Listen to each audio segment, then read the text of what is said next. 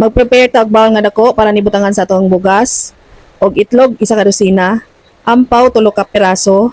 Isa ka apple. Kinahanglan ta og gapas. Gold coin at chocolate, 12 ka buok. Coin pod, tag 20 pesos, 12 pod ka buok. Ato ang kanang paminta leaves, 12 pod ka buok. Og ang rice, og ang paper bill, 12 pod ka buok.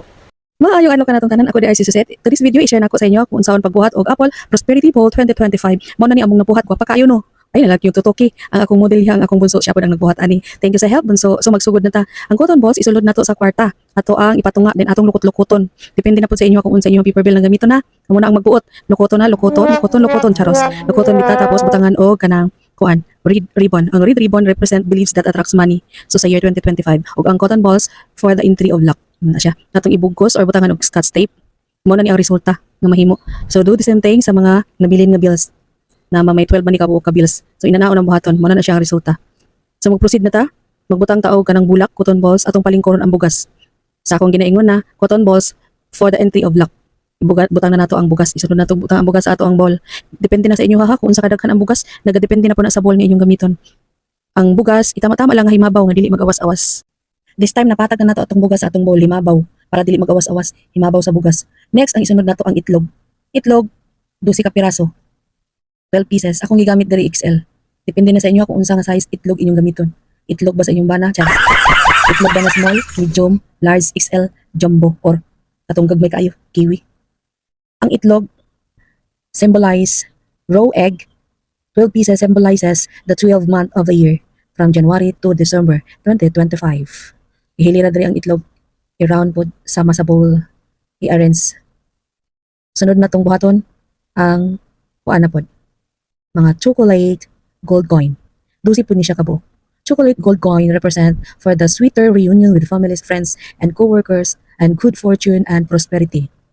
Ato lang ihilira po, patunga na to sa itlog ang atong mga gold coin na chocolate. Na ipatunga. Tanawa lang ninyo kung unsa gi-arrange, yun sa pag-arrange. Patunga sa itlog. Depende na ko sa inyo, kung saan nyo pag-arrange, ang importante nga, maayo po siya tanawon, no? Di ba? O ingon na siya pag-arrange. Dusi po nakabuok ha, ay inyo kalimti, ang chocolate gold coin. Sunod na itong ibutang kay ang kuan, mga coin, tinuod na coin. Tag 20 akong gigamit. Dusi pud ni siya kabuok. Coin symbolizes wealth and abundance. So ginani ra pud pagbuhat ibunso iya ra po ang gipantay sa itlog. Kaya ang itlog dusi man pud kabuok, so dusi pud ang coin, iya ra gipantay para di siya maglibo ug maayo ang pagka-arrange. Hapsay. Depende na sa inyo ha kung unsa nga coin inyong gamiton. Pwede ra pud 10, 20 or 5 piso coin. Next ang bay leaf. Bay leaf. Anang dahon sa paminta ba? Pwede naman nakapalit sa tindahan na nagpiso-piso. Kami nagpalit ni 5 ka tagpiso-piso. 5 ka pak. Bay leaf symbolizes growth and abandonment rather. Tapos helping to attract new opportunities and success in career and personal life. Muna siya mag-symbolize sa kuan, bay leaf. Ihilira di sa daplin, di sa pinakatumoy. Plaster lang po. I-arrange lang po siya pa kuan at back siya sa ato ang mga chocolate. Mao na ang pag-arrange si bunso. Ina na siya. Idasok-dasok pud gamay sa bugas. Kaya hindi mga palid. Kung mahangin na siya kay mapalid na.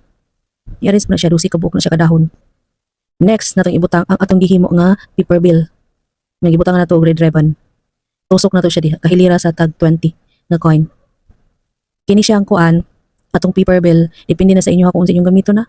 Pwede 20, pwede 50, pwede 100, pwede 500, pwede 1,000. Mao na siya. Ang paper money, 12 po na siya kabuok. Symbolize fortune, success, and prosperity. Ato lang ikuan siya diha, itubang-tubang. Ahead of time, ibutangan na siya og ribbon. Kung nang gigawa ba, gi-arrange na namudaan. Nagibuhat na namudaan. Na niya itusok-tusok na lang diretso. Gipatunga niya sa tag 20. 20 nga coin. Dusi man po nakabuok. So napaday mi gilahi diri sa kuan. Kining ampaw. Isudlan po na mo paper bill ang kuan. Ampaw, tulo ka ampaw. Next, ang apple, isa ka buok apple. Ibutang sa tunga. Ang apple fruit to represent good health and harmony. Ibutang sa tunga. And next, ibutang na to ang ampaw. Diri sa likod. Tulo ka ampaw. Depende sa inyo kung small, medium, large nga ampaw. Among ampaw kay kuan. Isa ka dako og duha ka gagmay. Secret na lang kung play sulod anak charas. Kamu na bahala mo iyak mo yung tagpila na ay. Garaay. Bitaw mo na ni ang resulta sa amo ang Apple Prosperity Bowl. Dili Bowl. Bowl 2025. Ayan na, gawa na ako yung gingan si Bunso nga baliktad man ni Bunso. Moaga sa atong grasya ni kay imong gituwad ning ato ang kuan. Ampaw. Antik kuan, laging kuan. Ayan ibaliktad na ni Bunso. Ipaibabaw ang open abrihanan. This is it, pansit. Gawa na ang ato ang Apple Prosperity Bowl 2025. Thank you for watching. Bye!